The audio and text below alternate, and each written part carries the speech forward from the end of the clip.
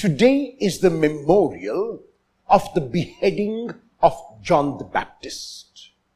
The gospel text taken to remember this event is from the Gospel of Mark, which is a novelistic explanation of how John was beheaded.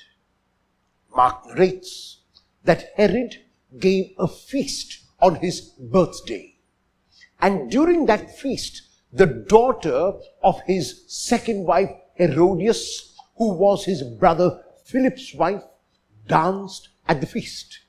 Herod was so taken up with the dance that he promised the girl in his drunken state whatever the girl would want, including half his kingdom.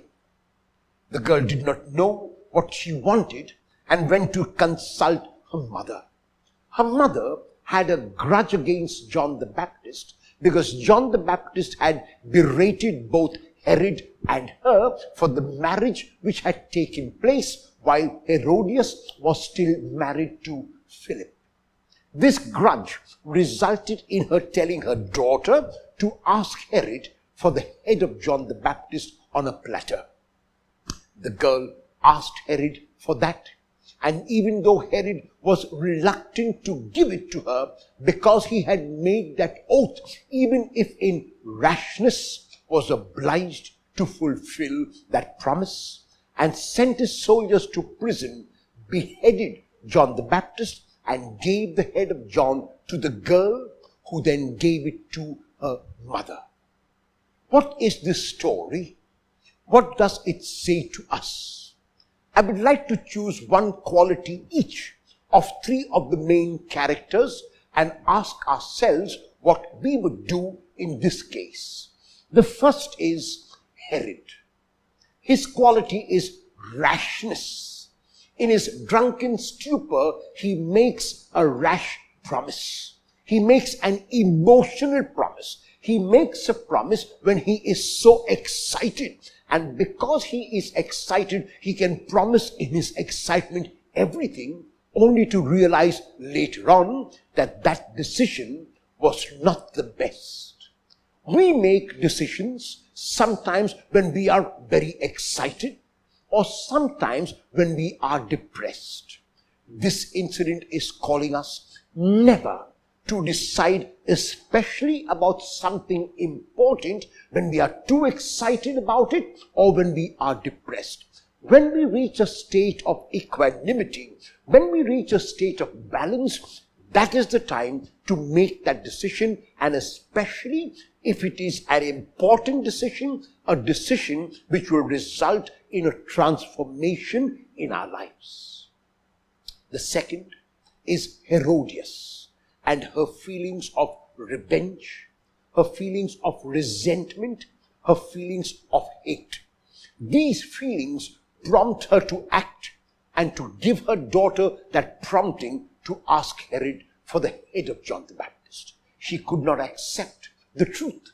She could not accept the direct speech of John the Baptist. She could not accept that what she had done was wrong because she was so caught up in her own needs. And because she was caught up in her own needs, anyone who came in the middle of that need was a threat to her, and she saw John the Baptist as a threat, because of which she harbored those feelings of revenge, which many of us also do.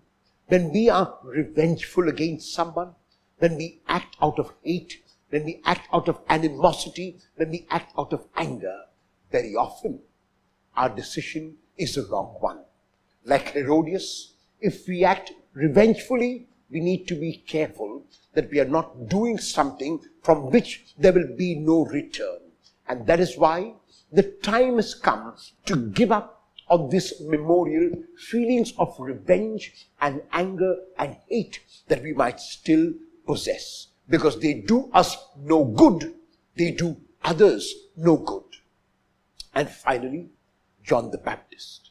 He stands for courage. He stands for fortitude. He stands for the willingness to face the consequences of his action. John had decided to speak up and to speak directly about what was wrong. He did not care that it was Herod who was the tetrarch. He did not care that it was Herodias who would become Herod's wife. He only cared about justice. He cared about doing God's will, and he cared about the truth. Even as he spoke, even as he performed this action of telling them God's word, John knew that he would have to face the consequences. His action prompted his death. His stand for justice and truth prompted his death. But John was willing to go to his death because he was willing to face what he stood for. Often we might be able to take a stand, but only temporarily. When trouble comes, when difficulties come, we might tend to change our stand. Am I willing to face the consequences of my action like John did? If I do, then I have grown. If I do, then I become mature. If I do, then I stand for God and for love and for peace.